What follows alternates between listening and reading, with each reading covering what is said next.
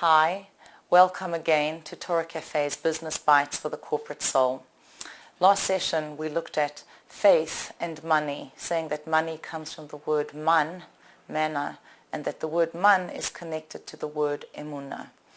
Today I want to explore another question, and that is it possible to be a good Jew and pursue material wealth? Now, in many religions, asceticism is an ideal, so people don't necessarily get married. There's monasteries, being a monk or a nun. In Judaism we see that people certainly do get married and they're encouraged to have many children, etc.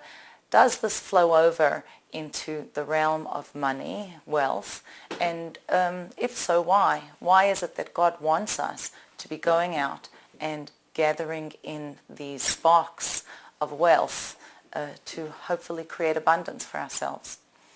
There is a story in the Bible, in the book of Genesis, that is told about our father Jacob.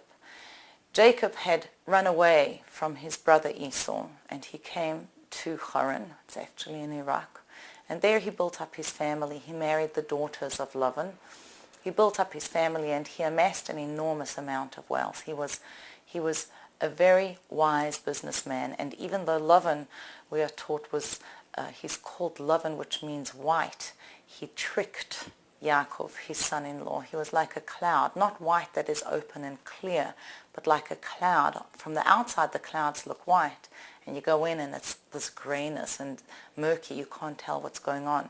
So Lavan was intent on breaking Yaakov and not allowing him to amass wealth, or taking all of the wealth that Jacob was amassing. And yet Jacob was wise to this trickery and counteracted and established enormous abundance for himself. So after 20 years, Jacob decided that it was time for him to go back to the Holy Land, and he packs up his family and all of his possessions, which were extremely abundant, and he comes to a river. It was called the Yabok River, and he starts to take his family and possessions across. Now there was, all of his cattle and the sheep, the goats, etc., and also young children, the possessions that he had to carry himself. And he takes things to one side of the river, and he comes back and he picks up the next group and he helps them to traverse the river back and forth. It must have taken him quite a long time. Finally he gets to the other side and he's safe. And don't forget, he's running away from someone whom he knows is a trickster, conniving, is not necessarily going to treat him very well if he meets him on the way. And he already fears Lavan is running after him. Or earlier it felt Lavan was running after him, and then he managed to get away from him. He's going towards a brother whom he doesn't know if he's going to have animosity towards him, etc. So he comes across the river, and then he realizes he's left something on the other side. And Rashi tells us, the commentator on the Torah, he tells us these were relatively worthless jars.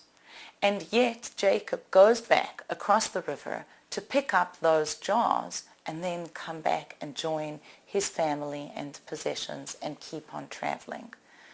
Now, at some level, that's really questionable. It's almost like saying I crossed the large highway and I dropped a dime or a quarter in the middle of the street. It kind of flew out of the car, and now I'm going to get out and run back into that highway to go and pick it up, risking one's life for a relatively worthless possession. So what was the reason? Was Jacob, a materialistic person? Did he worry about even the smallest amount of money? So our sages tell us that because the righteous earn their living in a righteous way, very honestly, what they own is precious to them. But from the perspective of Hasidus, we are taught there is a deeper level over here. And we can understand this level through another story in the Torah. This story is about Abraham when he buries his wife Sarah. He comes to a field which is in Hebron, and he buys a property. It's a very long negotiation that happens with a man by the name of Ephron. It's called Ma'arat HaMachpelah. That is the seat of contention in the Holy Land. It's the first transaction about the purchase of property that we find in the Torah, and it's recorded right there that Abraham bought this for his descendants forevermore. When he buys the field, the Bible tells us, the words in the Bible are Vayokam Hasodeh. Literally it means the field got up, or it rose up. The field arose. At the most basic level, what it means is that there was a transaction and it now belonged to Abraham instead of to Ephron. Rashi says there's another way of understanding this verse. Vayokam hasodeh, the field arose, means it rose in importance because it was transferred from the hand of a commoner to the hand of a king, where Abraham was he was a leader of his generation. He was a king in his generation. So the meaning of the property changes when it belongs to someone else. I mean, to make a great distinction, but you find someone will, at a baseball game, run and try and catch a particular baseball because it was hit by a particular batter, and yet you could buy that same baseball for a couple of bucks in the store. So it's that kind of notion that something takes on a particular importance because of whom it belongs to. There is a third and an even deeper way of understanding this, and that is that in every object there are godly sparks. God has invested his godliness in this material world, and each one of us has to take our possessions and use them and elevate them.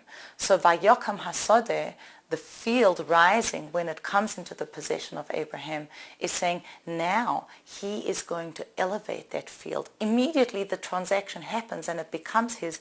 His soul begins to act on his property, on the sparks in his property, and elevate them. This didn't only happen with Abraham. Each one of us is designated to own particular possessions.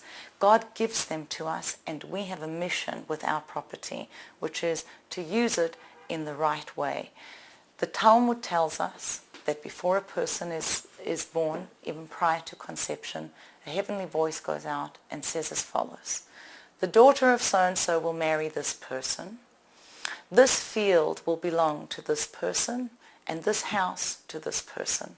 Now, many of us are familiar with the notion that there's an idea of beshert.